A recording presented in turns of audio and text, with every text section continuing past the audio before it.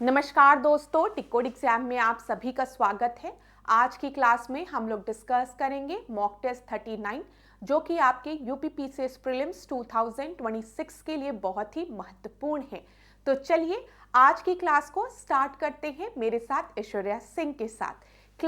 आज की क्लास में जो हम प्रश्न देखेंगे वो सातवाहन डायनेस्टी से रिलेटेड है, प्लस वर्ल्ड ज्योग्राफी में हम ऑस्ट्रेलिया के मैप को कंटिन्यू करेंगे।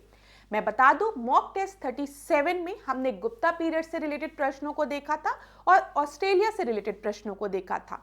मॉक टेस्ट 38 में हमने गुप्ता पीरियड को कंटिन्यू किया था और आज की क्लास में हम सातवाहन डायनेस्टी को देखेंगे। तो चलिए अब आज की क्लास स्टार्ट करते हैं। कहीं पर भी डाउट होगा तो आप लोग मुझे कमेंट बॉक्स में बता सकते हैं। सातवाहन डायनेस्टी की अगर हम बात करें तो ध्यान रखिएगा कि सातवाहन डायनेस्टी 450 साल तक थी। कितने साल तक थी? माना जाता है कि जो सातवाहन डायनेस्टी थी वो 450 वर्षों तक थी।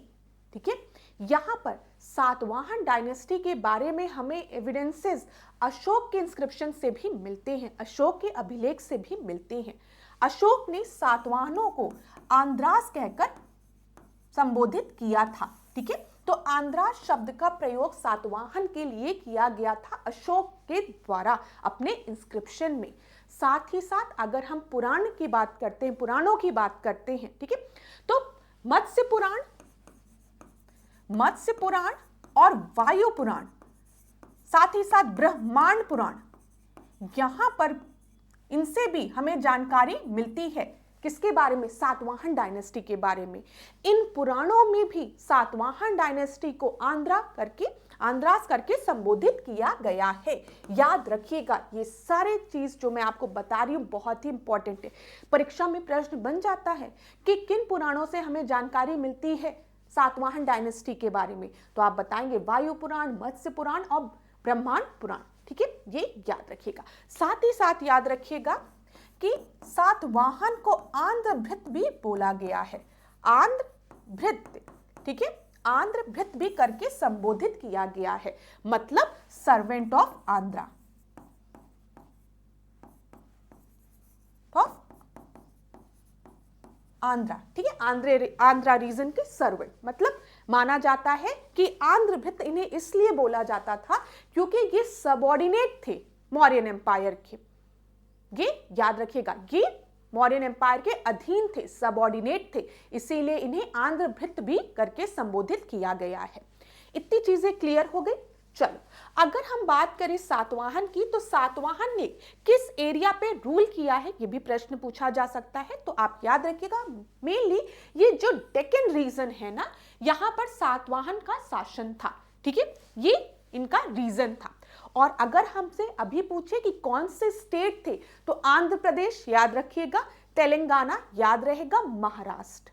ठीक है, साथ ही साथ गुजरात, मध्य प्रदेश, कुछ ऐसे स्टेट्स थे जहां पर थोड़ा बहुत इनका स्प्रेड था।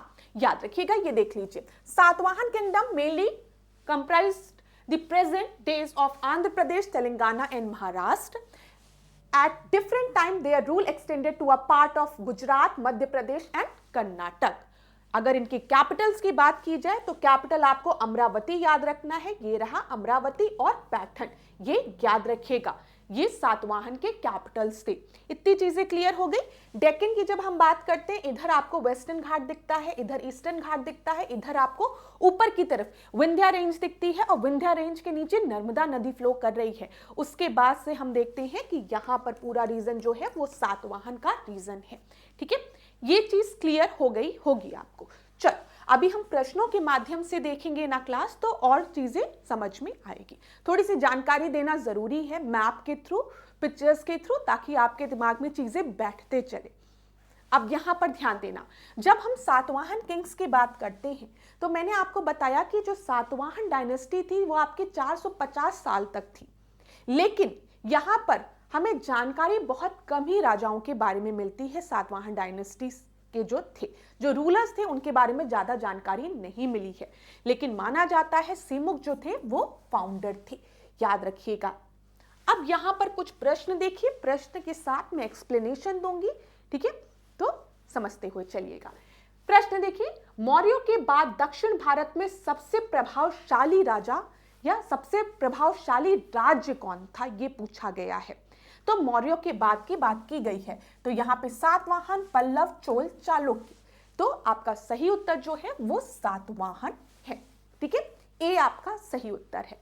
अब क्लास ध्यान दीजिएगा, जो पॉइंट्स बताने जा रही हूं। जो मौर्यन एम्पायर का जो लास्ट रूलर था उसका क्या नाम था, बृहदर्थ था। ठीक है, और बृहदर्थ को किसने मारा था, पुष्यमित्र सुंग ने मारा था। तो मौर्यन डायनेस्टी के बाद जब हम बात करते हैं तो सुंग डायनेस्टी आपकी आती है। ठीक है, ये मैंने आपको बताया है। और पुष्यमित्र सुंग ने बृहदर्थ को, लास्ट मौर्यन रूलर को मार के सुंग डायनेस्टी की स्थापना की थी। सुंग डायनेस्टी का जो लास्ट रूलर था देवभूति, उसको किसने मारा था, उसे मारा था वसुदेव कर्ण ने। तो किस वंश की स्थापना उसने की थी, कर्ण वंश की स्थापना की थी। ठीक है, याद रखिएगा वसुदेव कर्ण का नाम। और कर्ण डायनेस्टी का जो आखिरी रूलर था सुशर्मन, ठीक है, उसको किसने मारा था, सिमुक ने मारा था और सातवाहन डायनेस्टी की स्थापना की थी। ये बहुत ही महत्वपूर्ण पॉइंट्स हैं जो मैं आपको बता रही हूं, याद रखिएगा क्लास। अगर हम सुंग डायनेस्टी की बात करें तो वो भी आपकी ब्राह्मण थी। ठीक है, और यहां पर जब हम सातवाहन की बात करेंगे, सिमुक जो था वो भी ब्राह्मणिज्म को फॉलो करता था। ये चीज क्लियर हो गई होगी। तो यहां पर ए आपका सही उत्तर है। किसने किसको मारा ये याद रखना, जो बताया है मैंने, तभी आपके दिमाग में चीजें बैठती हुई चलेगी।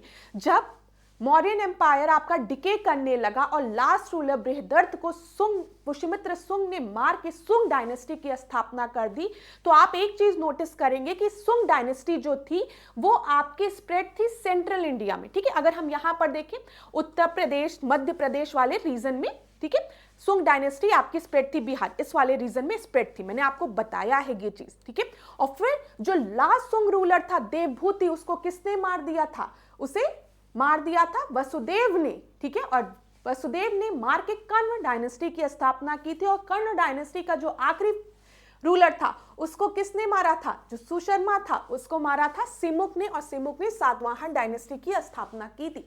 बहुत ही महत्वपूर्ण पॉइंट्स बता रही हूं, बार बार रिवाइज करा रही हूं, नोट कर लो।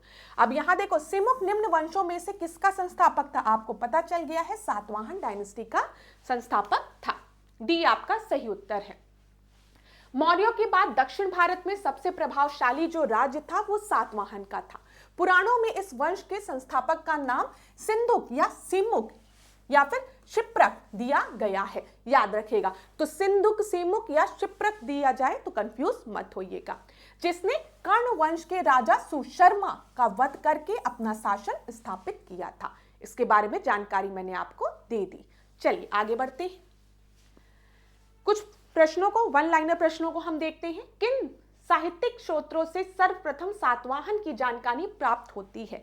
तो मैंने आपको बताया था सातवाहनों से रिलेटेड जानकारी हमें पुराणों से प्राप्त होती है, और मुख्यतः मत्स्य पुराण और वायु पुराण से रिलेटेड हमें जानकारी प्राप्त होती है। पुराणों में सातवाहन को क्या कहा गया है, आंध्रभृत्य कहा गया है। ठीक है, मैंने आपको बताया था सर्वेंट ऑफ आंध्र, तो माना जाता है ये मौर्यंस के सबऑर्डिनेट थे। तो आंध्रभृत्य या आंध्र जाति, याद रखिएगा। पुराणों में किसे सातवाहन वंश का संस्थापक माना गया है, तो सिमुक को माना गया है, जिसे अन्य नाम से भी जाना जाता है, सिंधुक, सिसुक और शिप्रक नाम से। याद रखिए क्लास, जो भी पॉइंट्स बता रही हूं वो बहुत ही महत्वपूर्ण है। सिमुक ने किस कर्ण शासक की हत्या करके सातवाहन वंश की नींव रखी थी? तो मैंने आपको बताया एक एक को मार ही रहा था। पुष्यमित्र सुंग ने किसको मारा, जल्दी से बताओ, बृहदर्थ को, जो कि लास्ट मौर्यन रूलर था।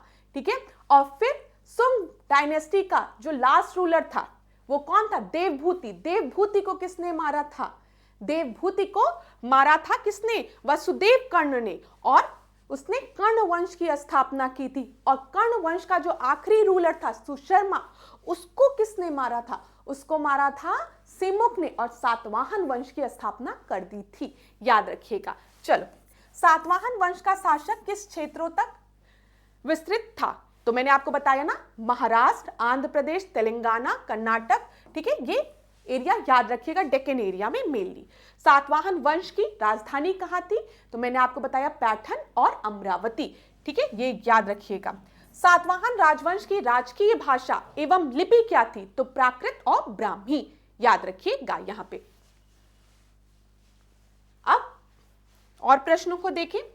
सातवाहन वंश का पहला यशस्वी शासक किसे माना जाता है? तो सातकर्णी प्रथम को माना जाता है कि यशस्वी शासक था ये, ठीक है, सातकर्णी प्रथम। सातकर्णी प्रथम के शासन के संदर्भ में महत्वपूर्ण सूचनाएं किस अभिलेख से हमें प्राप्त है? तो नागनिका अभिलेख, ये याद रखिएगा, नानाघाट अभिलेख, ये है नानाघाट अभिलेख, ठीक है, नानाघाट अभिलेख ये है। इसके अंदर आपको इंस्क्रिप्शन दिखेंगे, ठीक है, और ये इंस्क्रिप्शन किससे रिलेटेड है? सातकर्णी से रिलेटेड है, जिनको कि इनकी पत्नी नायनिका ने लिखा था, ठीक है, ये भी ध्यान रखिएगा, इनकी पत्नी द्वारा ये इंस्क्रिप्शन अभिलेख लिखे गए हैं। सातकर्णी प्रथम में ने किन यज्ञों का संपादन किया था? ठीक है, ये याद रखिएगा, सातकर्णी प्रथम ने किन यज्ञों का संपादन किया था? तो 2 अश्वमेध और 1 रासुया यज्ञ, इन्होंने रासुया यज्ञ कराया था। पूछ सकता है आपसे कि सातकर्णी प्रथम से रिलेटेड हमें एविडेंसेस कहां से मिलते हैं? नानाघाट अभिलेख से मिलते हैं, ठीक है, जो इनकी रानी द्वारा, नानानिका द्वारा लिखा गया था, ये याद रखिएगा। साथ ही साथ याद रखिएगा, इन्होंने 2 अश्वमेध यज्ञ और 1 रासुई यज्ञ करवाया था। सातकर्णी प्रथम ने कौन सी उपाधि धारण की थी? तो दक्षिणापथपति, ये याद रखिए, बहुत इंपॉर्टेंट है, दक्षिणापथपति, ठीक है, और अप्रतिहत चक्र, अप्रतिहत चक्र और दक्षिणापथपति दोनों याद रखिएगा, क्योंकि इन्होंने अपने एम्पायर का जो एक्सटेंशन था वो साउथ के रीजन में बढ़ाया, इसीलिए तो इन्हें दक्षिणापथपति बोला जाता है। दक्षिण की ओर इन्होंने अपना एक्सटेंशन, अपना रीजन और स्प्रेड किया। तो दक्षिण के कौन है प्रधान? ये है सातकर्णी, ठीक है, ये याद रखिएगा। और अप्रतिहत चक्र भी याद रखिएगा। चलो ये देख लो, ये है आपका नानाघाट अभिलेख, इसी के अंदर मिलता है नागनिका अभिलेख जिसे कहा जाता है, जो कि इनकी रानी द्वारा लिखा गया था। निम्नलिखित में से कौन सा शासक वर्ण व्यवस्था का रक्षक कहा जाता है? किसे वर्ण व्यवस्था का रक्षक कहा जाता है? पुष्यमित्र सुंग को, खारवेल को, वसुदेव को, समुद्रगुप्त को, गौतमीपुत्र सतकर्णी को। तो यहां पर आपका सही जो उत्तर है वो है गौतमीपुत्र सतकर्णी। अच्छा, यहां पर ध्यान दीजिएगा, जब भी हम बात करते हैं आज की सोसाइटी को, हम कहते हैं ना मतलब पेट्रियार्की है, ठीक है, बोला जाता है ना, लेकिन सातवाहन डायनेस्टी को जब आप देखते हैं ना, तो यहां पर पुरुष प्रधान समाज नहीं था, यहां पर माताओं के नाम से जाने जाते थे राजा, जैसे गौतमीपुत्र सतकर्णी, याद रखिएगा, गौतमीपुत्र की बात की जा रही है। तो बोला जाता है कि ये शो करता है कि वहां पर विमेन्स का एम्पावरमेंट था, मतलब उनका वर्चस्व था, वैल्यू दी जाती थी औरतों को। जब मैंने अभी आपको नानानिका यहाँ पे इसके बारे में बताया है, नागानिका इंस्क्रिप्शन के बारे में, तो यहां पर ध्यान दीजिएगा, जो सातकर्णी प्रथम थे ये अपनी पत्नी को हमेशा लेके चलते थे, ठीक है, जो इनकी पत्नी का नाम था नागानिका, उनको वो हमेशा अपने साथ रखते थे, और इन्होंने एक इंस्क्रिप्शन भी इनकी पत्नी द्वारा लिखा गया, तो सम्मान देते थे। ये मैं आपको बताना चाह रही थी। तो चलो आगे बढ़ते हैं। सातवाहन शासक गौतमीपुत्र सतकर्णी ने कहा कि उसने विच्छिन्न होते चतुर्वर्ण को फिर से स्थापित किया और वर्ण संकर को रोका, इसी कारण इसे वर्ण व्यवस्था का रक्षक भी कहा जाता है, ये याद रखिएगा। आगे बढ़ते हैं। निम्नलिखित शासकों में से किसके लिए एका ब्राह्मण प्रयुक्त हुआ है? तो एका ब्राह्मण किस शासक के लिए प्रयुक्त हुआ है? ये यूपी ROARO 2016 में पूछा गया है, तो याद रखिएगा, गौतमीपुत्र सतकर्णी को एका ब्राह्मण करके संबोधित किया जाता है। सी आपका सही उत्तर है, ठीक है। चलिए, सातवाहन शासक गौतमीपुत्र सतकर्णी को उसकी मां गौतमी बलशी के नासिक अभिलेख में एका ब्राह्मण कहा गया है, जिसका कि तात्पर्य क्या है? अद्वितीय ब्राह्मण, ठीक है। यहां से एक चीज और क्लियर हो रही होगी, ये ब्राह्मणिज्म को ये सपोर्ट करते थे, ब्राह्मण कुल के थे ये, ठीक है। तो अद्वितीय ब्राह्मण, एका ब्राह्मण किसे बोला गया है? गौतमीपुत्र सतकर्णी को। गौतमी बलशी इनकी माता का नाम था और उन्होंने नासिक अभिलेख लिखा था। क्लियर है? चलो आगे बढ़े। गौतमीपुत्र सतकर्णी से रिलेटेड कुछ प्रश्नों को देखते हैं। सातवाहन वंश के किस शासक ने सातवाहनों की खोई हुई शक्ति एवं प्रतिष्ठा पुनः प्राप्त की थी? तो वो थे गौतमीपुत्र सतकर्णी, ये याद रखिएगा। पुराणों के अनुसार गौतमीपुत्र सतकर्णी सातवाहन वंश के किस क्रम के शासक थे? तो ये 23वें शासक थे, ये भी याद रखिएगा। मैंने आपको बताया ना, जो सातवाहन डायनेस्टी थी वो 450 वर्षों तक थी, लेकिन इनमें रूलर्स के बारे में बहुत जानकारी नहीं मिलती है। पुराणों के अनुसार माना जाता है कि गौतमीपुत्र सतकर्णी जो कि गौतमी बालश्री के पुत्र थे, ठीक है, उन्होंने, वो कौन से रूलर थे? सातवाहन के 23वें रूलर थे, ये याद रखिएगा। यहां पर देखो, गौतमीपुत्र सतकर्णी की सैनिक सफलताओं एवं अन्य कार्यों की जानकारी किस स्रोतों से प्राप्त है? तो अभी थोड़ी देर पहले हमने डिस्कस किया था, गौतमी बलश्री के नासिक प्रशस्ति से, नासिक इंस्क्रिप्शन से, याद रखिएगा, हमें जानकारी मिलती है। साथ ही साथ पुलुमावी के नासिक गुहा लेख से, दोनों याद रखिएगा, ठीक है, पुलुमावी के नासिक गुहा लेख से और गौतमी बलश्री के नासिक प्रशस्ति से। चलो आगे बढ़े। चलो यहां पर देख लो, गौतमीपुत्र सतकर्णी ने किस शक शासक को पराजित किया था?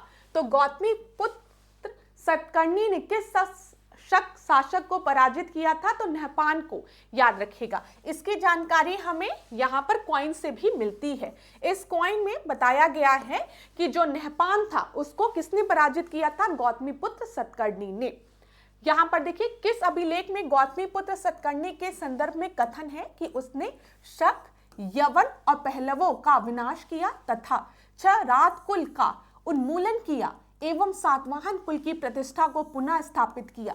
तो इसके बारे में हमें जानकारी मिलती है पुलुमावी के नासिक अभिलेख से, ये याद रखिएगा, पुलुमावी के नासिक गुहालेख से, अभिलेख से, ध्यान रखिएगा, क्लास इंपॉर्टेंट है, ठीक है। आपको इतना याद रखना है। मैं फिर से आपको एक चीज बता दूं कि जब भी हम गौतमीपुत्र सतकर्णी की बात कर रहे हैं तो आपको दो अभिलेखों के नाम याद रखने हैं। पहला जो इनकी माता द्वारा लिखा गया था, गौतमी बलश्री द्वारा, ठीक है, नासिक प्रशस्ति, नासिक अभिलेख, ठीक है, और साथ ही साथ पुलुमावी के अभिलेख, जो नासिक का अभिलेख है, गुहालेख है, उसके बारे में भी याद रखिएगा।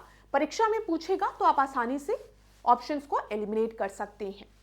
किस स्थल से प्राप्त मुद्राओं के आधार पर यह सिद्ध होता है कि गौतमीपुत्र सतकर्णी ने छहरात शासक नहपान को पराजित किया था? तो इसके बारे में हमें जानकारी मिलती है जोगलथंबी मुद्रा भांड से, जो कि नासिक में, नासिक इंस्क्रिप्शन से, ठीक है, जोगलथंबी मुद्रा भांड, ये याद रखिएगा, परेशान मत हो जाइएगा, ठीक है। चलो, गौतमीपुत्र सतकर्णी का शासन किन क्षेत्रों तक था?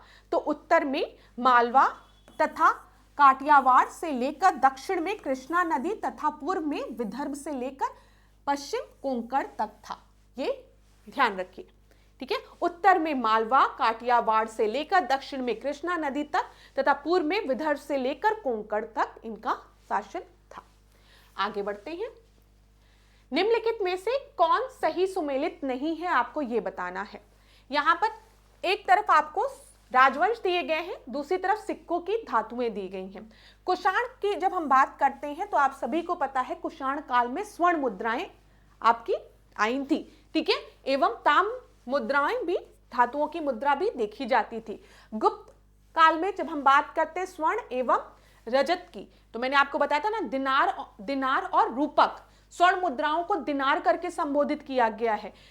कल के टेस्ट में मैंने आपको बताया है, चंद्रगुप्त प्रथम जो थे उन्होंने जो गोल्ड कॉइन इशू किए थे और उसमें अपनी और कुमार देवी की फोटो छपवाई थी, ठीक है, लिच्छवी प्रिंसेस कुमार देवी से इन्होंने विवाह किया था और एक गोल्ड कॉइन छपवाया था जिसमें दोनों की पिक्चर बनी हुई थी। और गोल्ड कॉइन को गुप्ता पीरियड में दिनार कहा जाता था और रजत के सिल्वर कॉइन्स को रूपक कहा जाता था। सातवाहन की हम बात करते हैं तो इन्होंने स्वर्ण मुद्राएं नहीं जारी की थी, ध्यान रखिएगा, ठीक है, सातवाहन ने स्वर्ण मुद्रा नहीं जारी की थी। कलचुरी की बात करेंगे, स्वर्ण, रजत, ताम्र, ठीक है, कॉपर, ठीक है, लेकिन सी आपका गलत है, ठीक है, याद रखिएगा क्लास। सातवाहन की अगर हम बात करते हैं तो सातवाहन ने स्वर्ण सिक्के नहीं चलाए थे, उन्होंने चांदी, तांबा, शीशे और पोटिन के सिक्के चलाए थे, ये ध्यान में रखिएगा। चलो, सातवाहन की राजधानी स्थित थी कहां पर? हमने आपको बताया पैठन और अमरावती आपको याद रखना है, ए आपका सही उत्तर है। आगे बढ़ते हैं। देखिए लिखा है ना, इस वंश को आंध्रभृत या आंध्र जातीय कहा जाता था।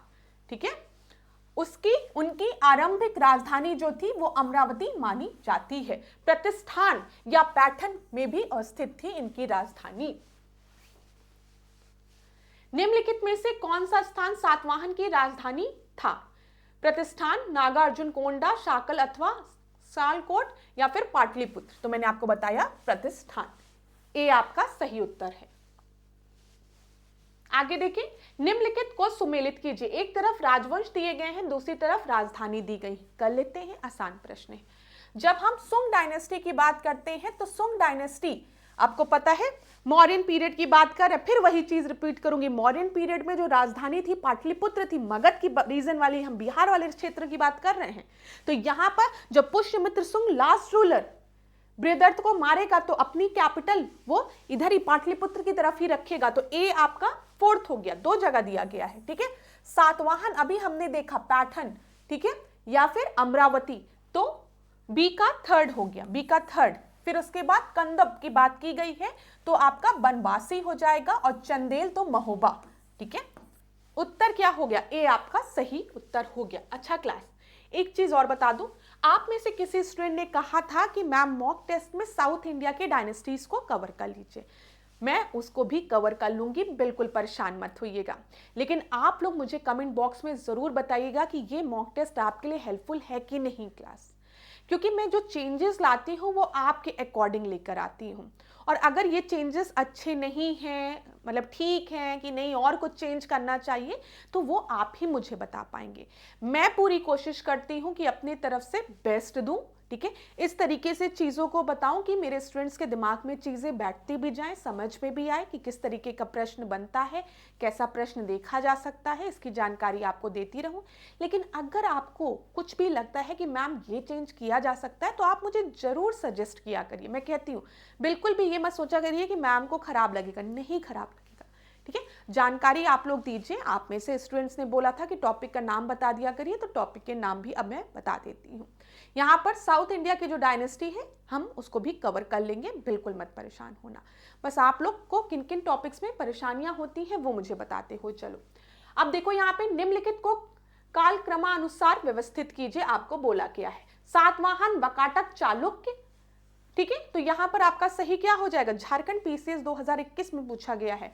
तो सातवाहन के बाद वकाटक, फिर चालुक्य। 1, 2, 3 आपका सही उत्तर हो जाएगा, डी आपका सही उत्तर है। ठीक है, सातवाहन साम्राज्य की जब हम बात करते हैं तो फाउंडर सिमुक को बोला जाता है, और अगर देखा जाए तो प्रथम शताब्दी याद रखिएगा यहां पर। ठीक है, प्रथम शताब्दी याद रखिएगा। वकाटक साम्राज्य की जब हम बात करते हैं तो इसकी स्थापना जो है वो 3rd सेंचुरी में हुई है, 3य शताब्दी में हुई है। और वकाटक के फाउंडर कौन है? तो यहां पर याद रखिएगा विंध्य शक्ति, ये भी इंपॉर्टेंट है, परीक्षा में पूछा जाता है।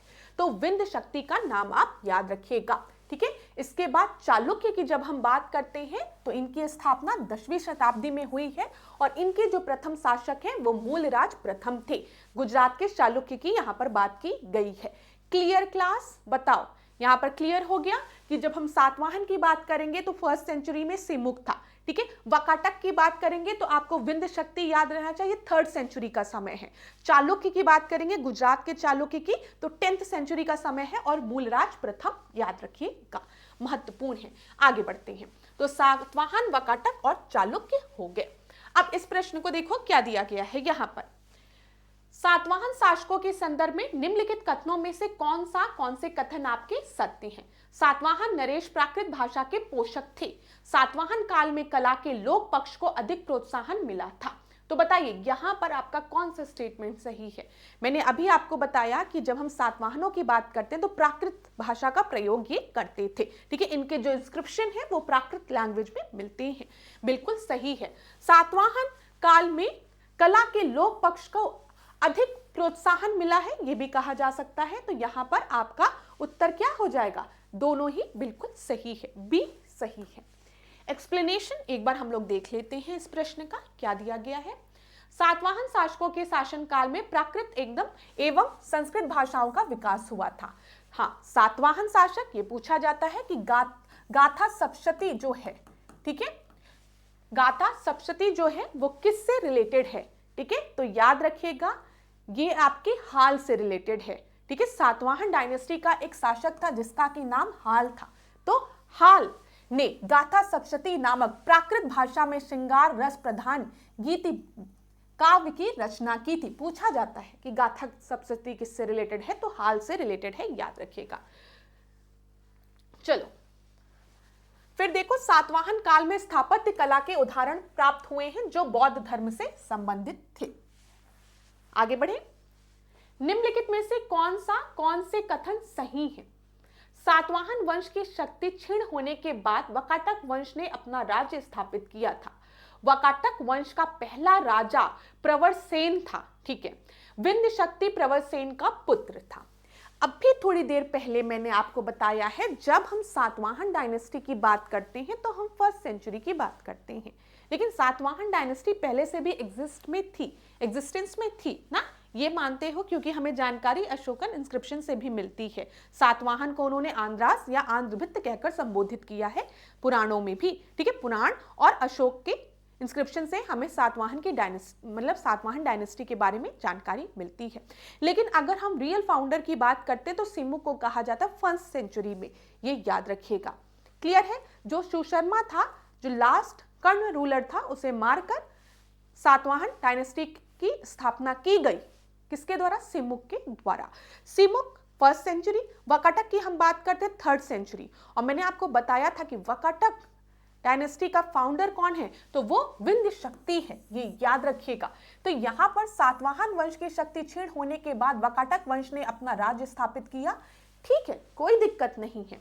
वाकाटक वंश का पहला राजा प्रवरसेन था, ये आपका गलत है। वाकाटक राज्य की जब हम बात करते हैं तो इसका पहला राजा कौन था? विंध्य शक्ति था। और प्रवरसेन जो है वो विंध्य शक्ति का पुत्र था। प्रवरसेन विंध्य शक्ति का पुत्र था, ना कि विंध्य शक्ति प्रवरसेन का पुत्र था। तो ये दोनों आपका गलत हो गया। ये छत्तीसगढ़ पीसीएस 2021 में पूछा गया प्रश्न है। कौन सा सही है? केवल एक, सी आपका सही उत्तर है।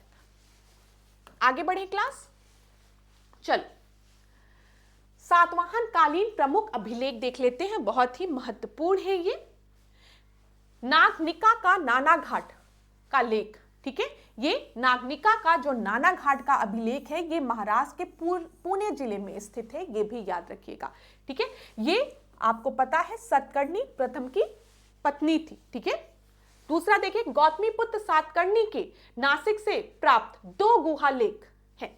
ठीक है, 2 गुहा लेख कौन कौन से? एक गौतमी बालश्री का नासिक गुहा लेख और दूसरा आपका पुलवामी का, ठीक है, वशिष्ठपुत्र पुलवामी का नासिक गुहा लेख। ये ध्यान रखिएगा। ये दोनों हमें किससे रिलेटेड एविडेंसेस देते हैं? गौतमीपुत्र सातकर्णी से रिलेटेड। ठीक है, वशिष्ठपुत्र पुलवामी का काले गुहा लेख भी है, ये भी याद रखिएगा। यक्षी सातकर्णी का नासिक गुहा लेख। तो ये कुछ गुहा लेख है, कुछ अभिलेख है जिनसे कि हमें जानकारी मिलती है। किससे रिलेटेड? सातवाहन डायनेस्टी से रिलेटेड। यहाँ पे वशिष्ठपुत्र पुलवामी का काले गुहालेख याद रखिए, नोट कर लीजिए एक जगह। साथ ही साथ यक्षी सातकर्णी का नासिक गुहा लेख। आगे बढ़े।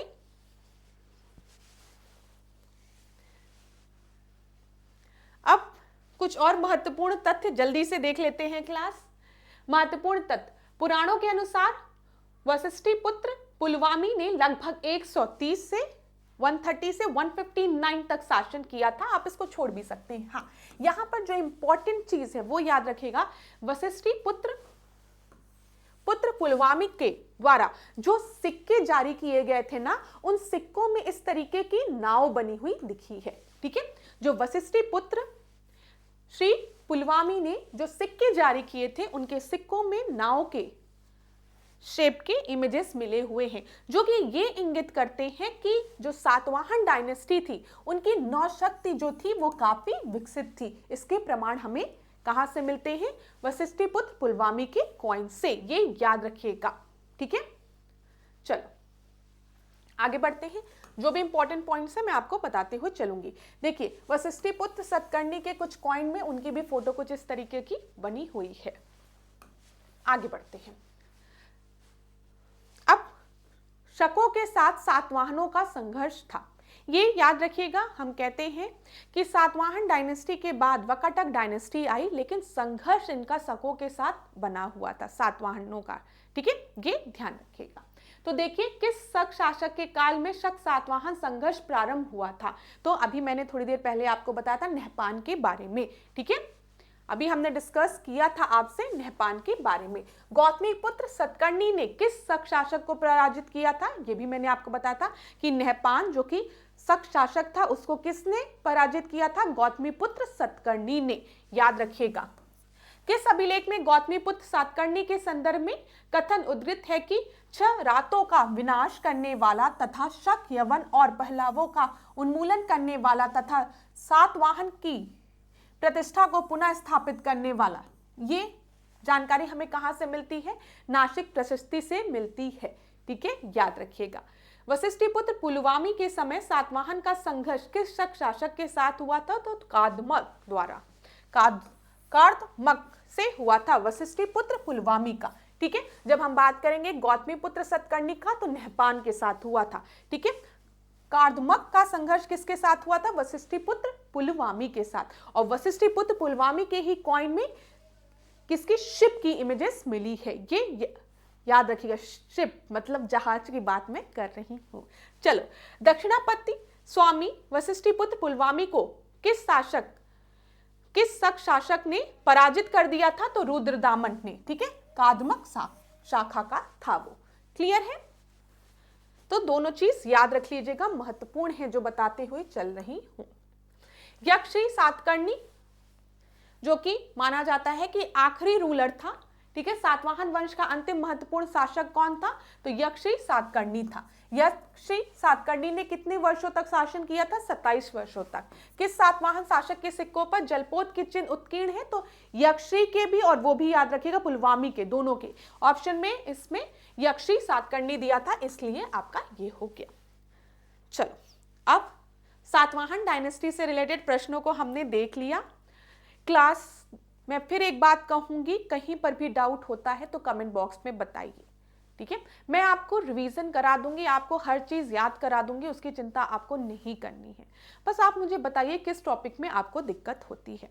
अभी तक आपने अगर ध्यान से देखा होगा तो हमने सुंग डायनेस्टी, ठीक है, कर्ण डायनेस्टी, सातवाहन डायनेस्टी हो गया, फिर हमने गुप्ता डायनेस्टी से रिलेटेड प्रश्नों को देख लिया।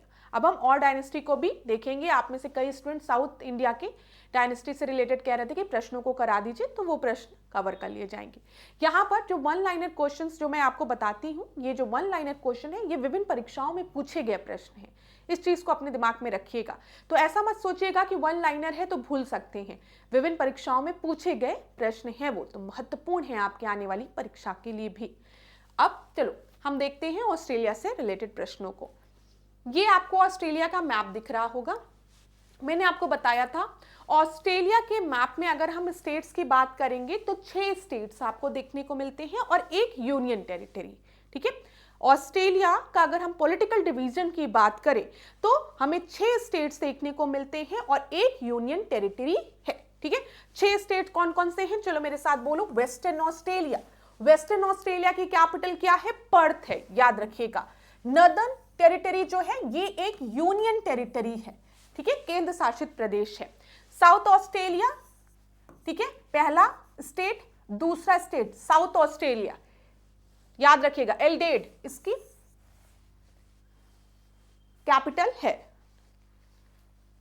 फिर मेलबर्न न्यू साउथ वेल की, सॉरी मेलबर्न विक्टोरिया की, यहां पे मैं लिख देती हूं। यहां पर देखो वेस्टर्न ऑस्ट्रेलिया की जब हम बात करेंगे कैपिटल इसलिए बता रही हूं ऑस्ट्रेलियन स्टेट्स के क्योंकि आपकी परीक्षा में एक बार पूछा गया है। अब आरओ में पूछा गया था कि पीसीएस में पूछा गया था, ये मुझे नहीं याद है लेकिन प्रश्न बना था। तो वेस्टर्न ऑस्ट्रेलिया की जब हम बात करेंगे तो आपको याद रखना है पर्थ। ठीक है, जब हम क्वींसलैंड की बात करेंगे तो मेलबर्न, ये ब्रिस्बेन, याद रखिएगा। क्वींसलैंड की आपका क्या है, ब्रिस्बेन। मैंने आपको बताया है कि इस तरीके से याद रखो, जो मेरी बहन है ना वो क्वीन की तरह है, तो आपको हमेशा याद रहेगा क्वींसलैंड की कैपिटल क्या है, ब्रिस्बेन है, कभी नहीं भूलेगा, ये याद रखना। फिर उसके बाद साउथ ऑस्ट्रेलिया की जब हम बात करते हैं तो एडिलेड। ठीक है, फिर न्यू साउथ वेल, जब न्यू साउथ वेल की हम बात करते हैं तो आपको याद रखना है सिडनी, मैंने आपको बताया था यहां से एस से साउथ और एस से सिडनी, ये सारी चीजें मैंने आपको पढ़ाई है। विक्टोरिया की बात करेंगे तो मेलबर्न, मेलबर्न, ठीक है, याद रखना। जैसे जब ब्रिटिश रूल था तो स्वदेशी में क्या किया जाता, बाइकआउट करते समय सब बर्न कर दिया जाता विक्टोरिया के रूल के समय। तो विक्टोरिया, मेलबर्न, क्वींसलैंड, ब्रिस्बेन, ठीक है, बैन है, क्वीन जो है वो मेरी बैन है तो ब्रिस्बेन, विक्टोरिया के समय सब बर्न कर दो तो Melbourne. New South well, south है न्यू साउथ वेल, तो यहां पर साउथ है सिडनी, ठीक है, वेस्टर्न में पर्थ, ठीक है, याद रखिएगा। और तस्मानिया का हॉबर्ट्स, ये तो आपको भूलेगा ही नहीं, हॉबर्ट्स तो मुझे लगता है हैरी पॉटर से याद रहेगा तस्मानिया। तो याद रखिएगा 6 स्टेट्स हैं और एक यूनियन टेरिटरी है, नदर्न टेरिटरी, ठीक है, जिसकी की अगर हम देखें कैपिटल क्या है, डार्विन है। चलो आगे बढ़ते हैं, चीजों को और बताती हूं आपको प्रश्नों के माध्यम से। ये प्रश्न मैंने 37th मॉक टेस्ट में डिस्कस किया था आपसे। Which of the following statement are true with reference to the Australia? बताइए चलिए। The Tropic of Capricorn divide Australia into 2 parts. It passes through almost the middle of Australia. The western part of Australia is a vast plateau and it is spread over almost 2/3 of the continent. Third है, in Australia between the western plateau and eastern highland there is a vast lowland. आपको बताना है कौन सा statement सही है। देखिए, मकर रेखा Australia को 2 भागों में बांटती है, बिल्कुल सही है, और मकर रेखा लगभग ऑस्ट्रेलिया को 2 भागों में, बराबर भागों में बांटती है, बिल्कुल सही है। ऑस्ट्रेलिया का पश्चिमी भाग एक विस्तृत पठार है या महाद्वीप के लगभग 2/3 भाग में फैला हुआ है। जब ऑस्ट्रेलिया के हम वेस्टर्न पार्ट को देखेंगे तो वहां पर हमें वेस्टर्न प्लेटू देखने को मिलेगा। याद रखिएगा, पश्चिमी भाग में हमें पठार देखने को मिलता है, और ये जो वेस्टर्न प्लेटू वाला रीजन है वो ऑस्ट्रेलिया में 2/3 रीजन में आपका स्प्रेड है, ये भी बिल्कुल सही है। ऑस्ट्रेलिया में पश्चिमी पठार तथा पूर्वी उच्च भूमि के मध्य विस्तृत निम्न भूमि है। ऑस्ट्रेलिया के मैप को जब आप देखेंगे, यहां पर आपको वेस्टर्न प्लेटू वाला रीजन दिखेगा, इधर ईस्टर्न हाईलैंड, ठीक है, ईस्टर्न हाईलैंड, और बीच में ये जो है ये लोलैंड वाला प्लेन है, ठीक है। अभी मैप में भी दिखा दूंगी, बिल्कुल परेशान नहीं होंगे। उपयुक्त सभी जो है वो सही है, ठीक है, तो डी आपका सही उत्तर होगा। अब दिखा दो एक बार मैप में आपको, ये देखो, ये 3 रीजन, ये क्या है, वेस्टर्न प्लेटू है, ठीक है, पठार रीजन है, ये सेंट्रल लोलैंड, ये याद रखना, और ये ईस्टर्न हाईलैंड है। अगर हम वेस्टर्न प्लेटू की बात करें तो ये आपके 2/3 रीजन में आपके स्प्रेड है, ठीक है, ऑस्ट्रेलिया के। क्लियर, आगे बढ़ते हैं। इस प्रश्न को देखो, जब प्रश्न ज्यादा कराओ तो आराम रहता है गले को, थोड़ा कह दिया जाता है कि पढ़ लो 2 मिनट। अब देखो, बहुत अच्छा लगता है जब चुप रहो, लेकिन तो लगातार बोलते रहना पड़ता है, पक पक पक पक पक पक पक पक पक पक पक पक, और पढ़ाते पढ़ाते आवाज बहुत तेज हो जाती है। तो ये आपको बता रही हूँ क्या लॉस होता है फैकल्टीज को, पढ़ाते पढ़ाते पढ़ाते पढ़ाते आवाज जो है ना बहुत लाउड हो जाती है, तो धीमी बात भी बहुत तेजी से बोलनी पड़ती है। तो उसके कुछ वो भी होते हैं, क्या होते हैं, डीमेरिट्स भी होते हैं। कई बार लोग कहते हैं अरे धीमे बोलो। चलो अब क्या किया जाए, लगातार बोलना रहता है, बोलते रहना रहता है। आप लोग अगर आमने सामने रहते, ऑफलाइन क्लासेस रहती है, तो उसमें स्टूडेंट से बात करने लगो, थोड़ा सा रिलैक्स हो जाओ, पानी पी लो, हाँ बताओ बच्चा तुम क्या बोल रहे हो, वो खड़े होके कुछ बोला तब तक चुप रहो। ऑनलाइन क्लासेस में लगातार एक बार बोलना शुरू करो तो बोलते रहो बोलते रहो बोलते रहो बोलते रहो, खत्म ही नहीं होता बोलना। अब यहाँ पर देखो, read the following statement carefully related to the western plateau of Australia. Most of the western plateau is a desert or a semi-desert area, ठीक है। Most of the western plateau is flat and covered with small hills, ठीक है। This plateau is a new plateau due to which there is a lack of mineral resources here. अब ध्यान दीजिएगा, जब हम western प्लेटू को स्टडी करेंगे, अभी हमने देखा कि जो आपका वेस्टर्न प्लेटू है, जो आपका पश्चिमी पठार है, वो ऑस्ट्रेलिया के 2/3 रीजन में आपका स्प्रेड है, ठीक है। यहाँ पर पठारी रीजन हमको देखने को मिलेंगे, हिल्स भी देखने को मिलेंगे, साथ ही साथ डेजर्ट जैसे गिब्सन, सिम्पसन, विक्टोरिया डेजर्ट, ये सब यही इसी रीजन में आपके स्प्रेड है, अभी मैप में बता दूंगी। लेकिन जो थर्ड स्टेटमेंट आपका दिया गया, यह पठार एक नवीनतम पठार है जिस कारण यहाँ पर खनिज संसाधन का अभाव है, ये गलत है। ऐसा कुछ नहीं है, यहाँ पर हमें खनिज संसाधन मिलते हैं, मिनरल्स मिलते हैं, ये आपका असत्य है। यहाँ पर 1 मिनट क्लास, हाँ ठीक है, यहाँ पर आपका असत्य स्टेटमेंट पूछा गया है और उत्तर क्या है, सी आपका सही है। अब जो चीज यहाँ पर लिखी गई है, मैंने आपको बोला है ये दोनों स्टेटमेंट सही है, इसको हम देख लेते हैं मैप के थ्रू, ज्यादा अच्छे से समझ में आएगा। देखो सबसे पहले ये वाला मैप ही देख लो। जब हमने वेस्टर्न प्लेटू की बात की तो ये आपके 2/3 रीजन में फैले हुए हैं। यहाँ पर अभी आप देखोगे विक्टोरिया डेजर्ट है, गिब्सन है, सिम्पसन है, ठीक है, सैंडी डेजर्ट है, सब इसी रीजन में आपको देखने को मिलेंगे। पठार और हिली रीजन भी देखने को मिलेगा।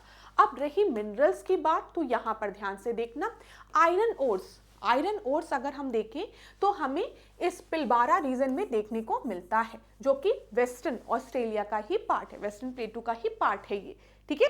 अभी मैंने आपको बताया था ना, जब मैंने स्टेट्स के बारे में बताया था, तो सबसे किनारे जो स्टेट था वो वेस्टर्न ऑस्ट्रेलिया था, और वेस्टर्न ऑस्ट्रेलिया का कैपिटल क्या था, पर्थ, मैंने आपको बताया था। तो ध्यान रखिएगा पिलबारा रीजन भी यहीं पर है, और यहीं पर आपको ग्रेट सैंडी डेजर्ट भी ऊपर देखने को मिलेगा और नीचे गिब्सन डेजर्ट, ठीक है। और इधर आओगे और नीचे तो ग्रेट विक्टोरिया डेजर्ट।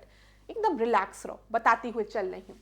तो आयरन ओर की अगर हम बात करेंगे, आयरन ओर हमें पिलबारा रीजन से मिलता है, जो कि पश्चिमी ऑस्ट्रेलिया में स्थित है, ठीक है। यह ऑस्ट्रेलिया का सबसे प्रमुख लौ अयस्क क्षेत्र है। यहाँ विश्व की सबसे बड़ी लौ अयस्क खादान है, जो कौन कौन से हैं, माउंट वेलबैक, याद रखिएगा, माउंट वेलबैक और हेम्सरले रेंज, दोनों याद रखिएगा। हेम्सरले रेंज और हेम्सरले रेंज अगर आप देखेंगे, इसको डिलीट करूं ताकि थोड़ा सा क्लियर हो आपको, मैप में बहुत अच्छे से नहीं दिख रहा होगा, मैं मान सकती हूं, लेकिन थोड़ा सा तो समझ में आएगा ही। ध्यान दीजिए, ये आपका पिलबारा रीजन है, पिलबारा रीजन में हेम्सरले, ठीक है, हेम्सरले रेंज जो है ये आपकी है, ठीक है, याद रखिएगा। तो परीक्षा में पिलबारा रीजन दिया जा सकता है आपको, या फिर हेम्सरले रेंज दिया जा सकता है, या फिर माउंट वेलबैक, ठीक है। ये सब किसके लिए फेमस है, ये सब आयरन ओर के लिए फेमस है। ये कहां पर स्थित है, वेस्टर्न ऑस्ट्रेलिया में स्थित है, याद रखिएगा। चलो, वेस्टर्न ऑस्ट्रेलिया की कैपिटल क्या है बताओगे, वेस्टर्न ऑस्ट्रेलिया की कैपिटल पर्थ है ये, ठीक है। इसी तरीके से सोने की जब हम बात करते हैं, गोल्ड की हम बात करते हैं, तो कालगुल्ली याद रखिएगा, ये पश्चिमी ऑस्ट्रेलिया में ही स्थित है कालगुल्ली, ठीक है। यह ऑस्ट्रेलिया की सबसे प्रसिद्ध स्वर्ण खादानों में से एक है, जहां सुपर पिट स्थित है।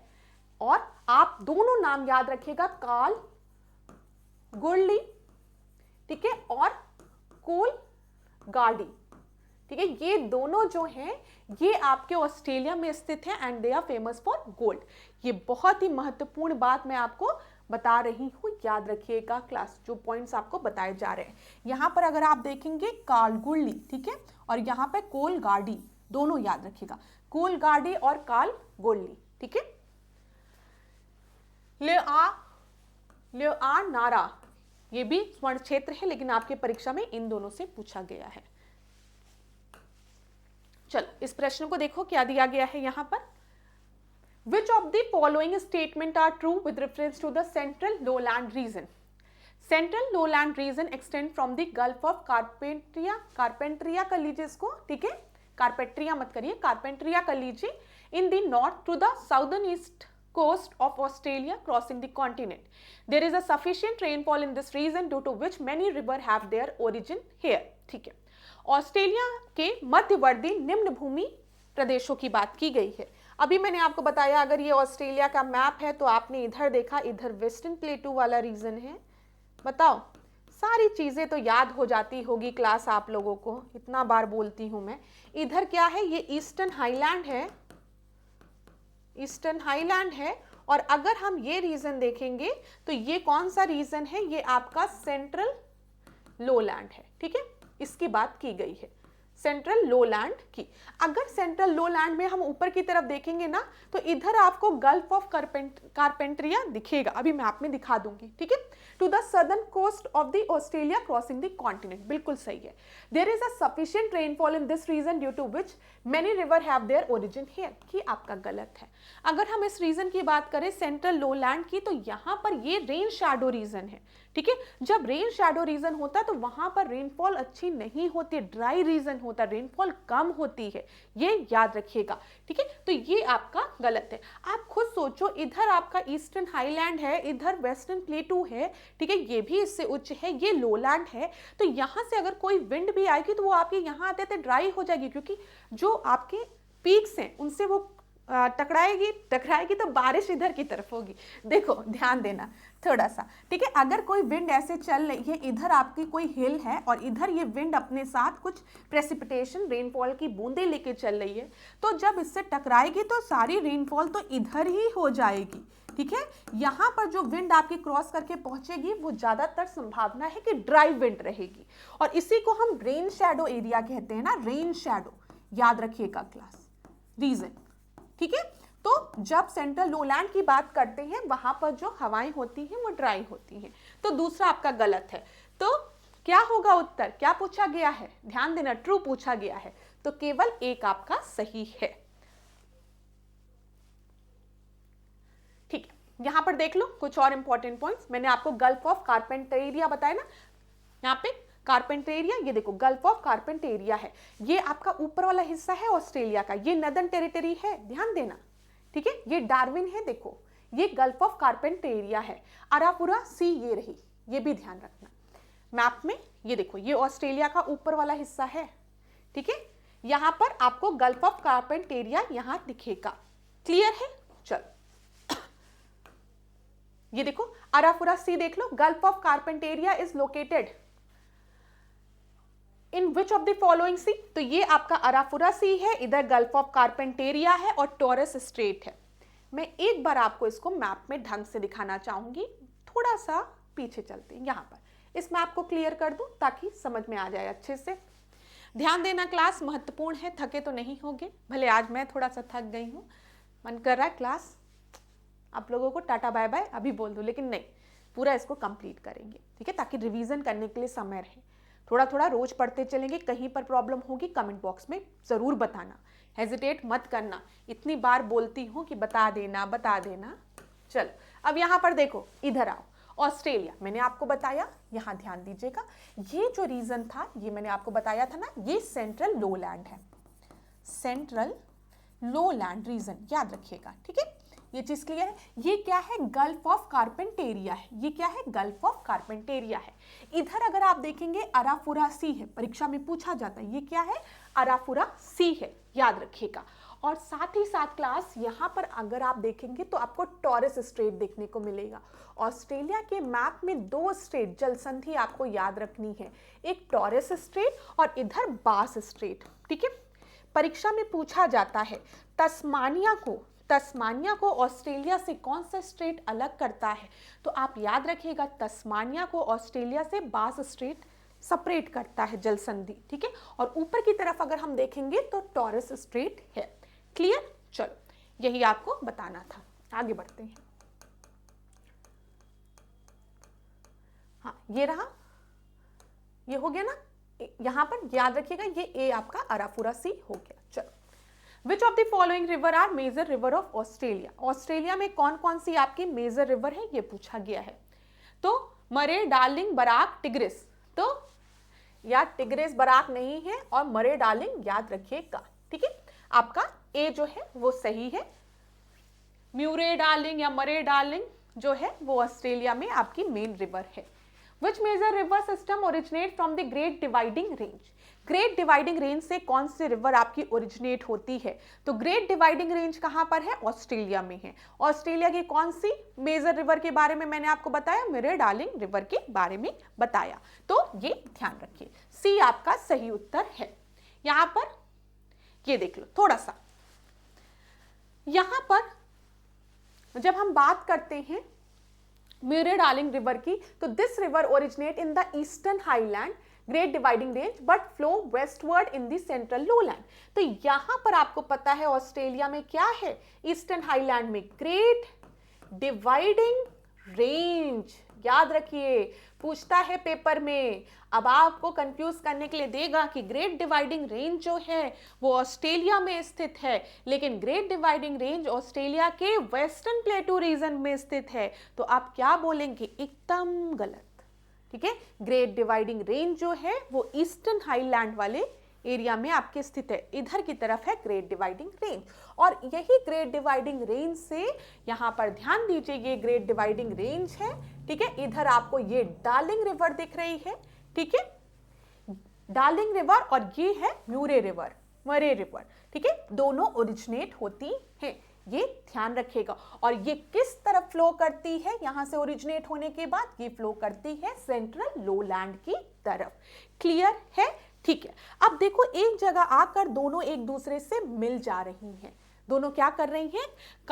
कॉन्फ्लुएंस पॉइंट जो इनका है, कंबाइंड हो जा रही हैं एक दूसरे से।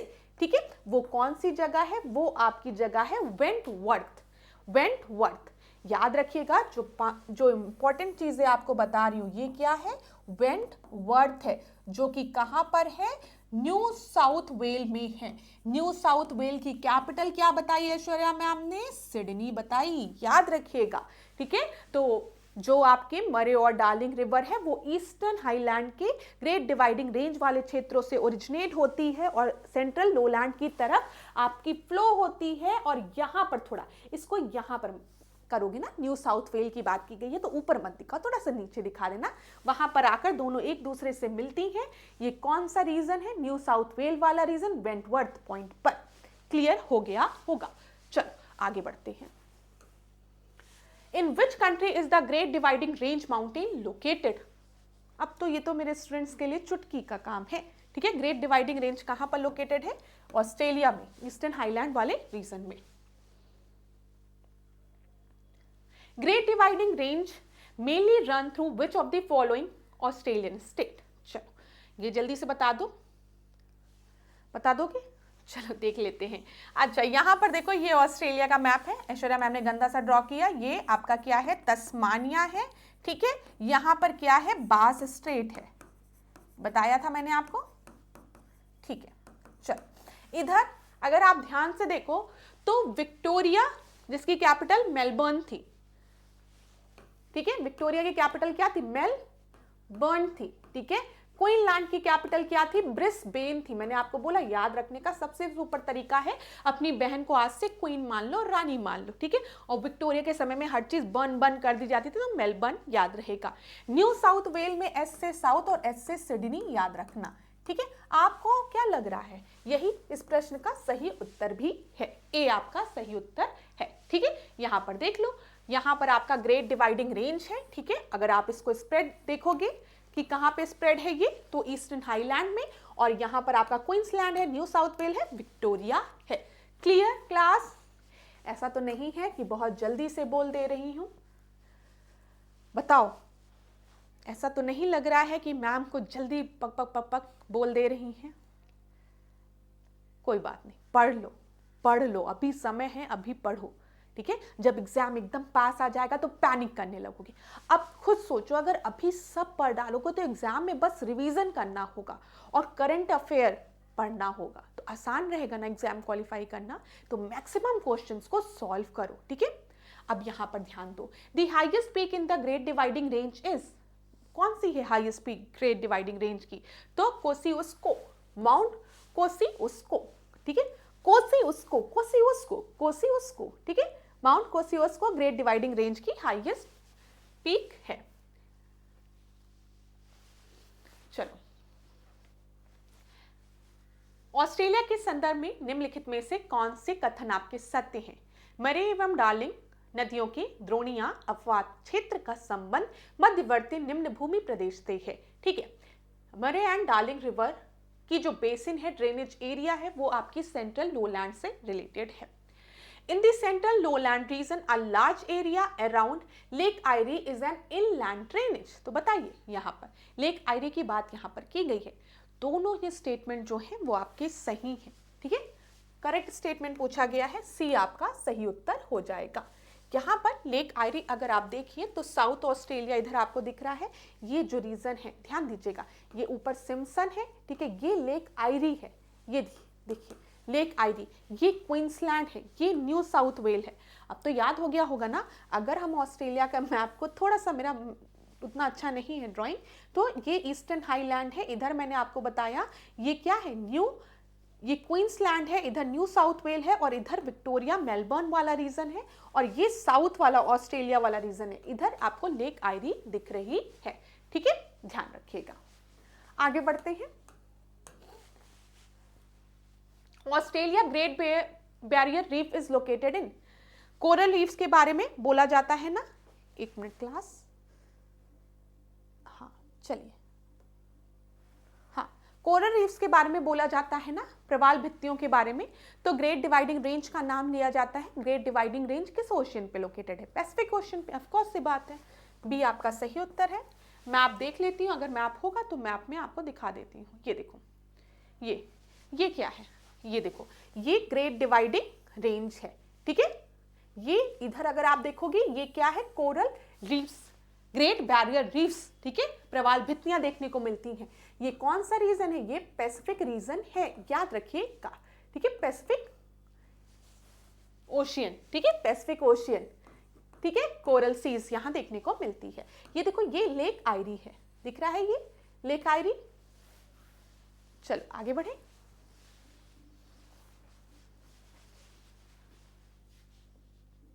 ये हो गया, हाँ।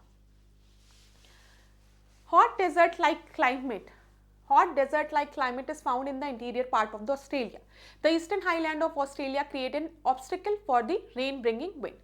अभी मैंने थोड़ी देर पहले आपको यही बताया है कि जो सेंट्रल लोलैंड है वहां पर आप देखेंगे ड्राई वेदर रहेगा, ठीक है, ड्राई वेदर रहेगा। क्यों? क्योंकि रेन शैडो रीजन है। ईस्टर्न हाईलैंड है, ईस्टर्न हाईलैंड्स में आपके बड़े बड़े हिल्स हैं, जब विंड्स यहाँ से फ्लो करेगी तो प्रेसिपिटेशन यही होगा, रेनफॉल यही होगा।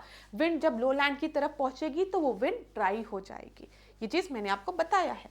तो आपका ए और दोनों सही है और सही व्याख्या भी कर रहा है। पॉज करने की आवश्यकता है तो पॉज आप कर सकते हैं। तो ए क्या है? ए आपका बिल्कुल सही है, ठीक है। यहां पर देख लो एक बार, डेजर्ट देख लो, ये क्या है? ये ग्रेट सैंडी डेजर्ट है, गिब्सन डेजर्ट है, सिम्पसन डेजर्ट है, तनामी डेजर्ट है, ग्रेट विक्टोरिया डेजर्ट है और लिटिल सैंडी डेजर्ट है ये, ठीक है। Great Sandy, Gibson, Simpson, Great Victoria, Tanami Desert, Little Sandy Desert. Clear है class?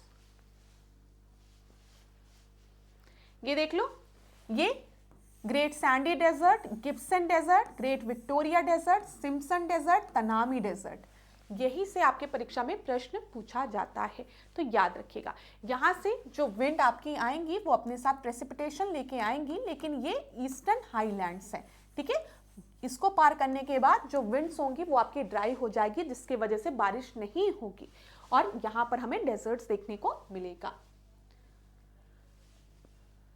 The temperate grassland in Australia which are spread in the basin of Murray and Darling River are known by which name? तो Australia में हम किस तरीके के temperate grassland को देखते हैं? डाउन ना, तो डाउन्स याद रखिएगा, ये तो कई बार परीक्षाओं में पूछा गया है ना। आगे बढ़ते हैं। Which of the following statement are correct in the context of Australia? Australia is the largest producer of bauxite in the world. Kalgoorlie is a major area of gold mining, ठीक है। मैंने आपको अभी कालगुरी के बारे में बताया था ना, तो वहां पर हमें गोल्ड मिलता है, बिल्कुल सही है। ऑस्ट्रेलिया की जब हम बात करते हैं तो बॉक्साइट का सबसे बड़ा उत्पादक देश है ये, तो सी सही हो जाएगा। बॉक्साइट जो है वो किसका ओर है? एल्यूमिनियम का ओर है, याद रखिएगा। और बॉक्साइट हमें क्वींसलैंड, वेस्टर्न ऑस्ट्रेलिया और नॉर्दर्न टेरिटरी में बॉक्साइट रिजर्व देखने को मिलते हैं। और मेजर बॉक्साइड माइनिंग रीजन जो है वो है विपा, जो कि क्वींसलैंड में है, गोव पेनिनसुला जो कि नॉर्दर्न टेरिटरी में है, और हंटली एंड विलोवर्ड क्लिफ, ठीक है, याद रखिएगा।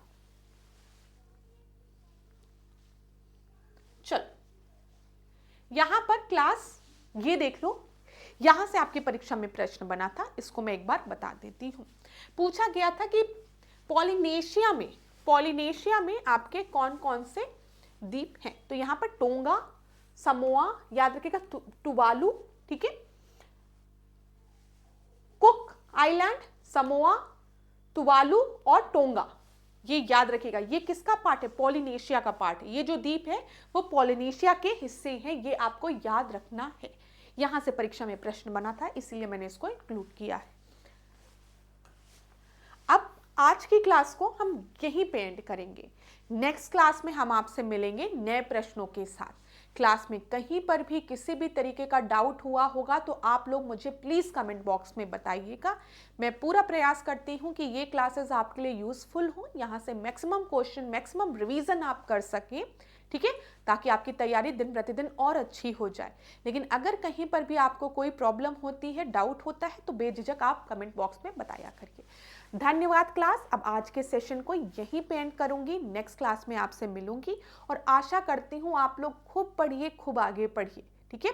जीवन में अपने प्रति सत्य रहिए, अपनी पूरी ईमानदारी के साथ मेहनत करिए और रिजल्ट की चिंता ज़्यादा करेंगे तो फिर पढ़ नहीं पाएंगे, तब घबराहट होने लगेगी। इसीलिए मेहनत करिए, कर्म करिए और आपका सिलेक्शन ज़रूर होगा, ऐसी बात नहीं है। तो अपने स्वास्थ्य का ध्यान दीजिए, मुस्कुराते रहिए, खुद पर विश्वास रखिए, अपने माता पिता के आशीर्वाद पर, अपने इष्ट के आशीर्वाद पर विश्वास रखिए और जीवन में खूब आगे बढ़िए। धन्यवाद क्लास। इसी के साथ आज के सेशन को एंड करती हूँ।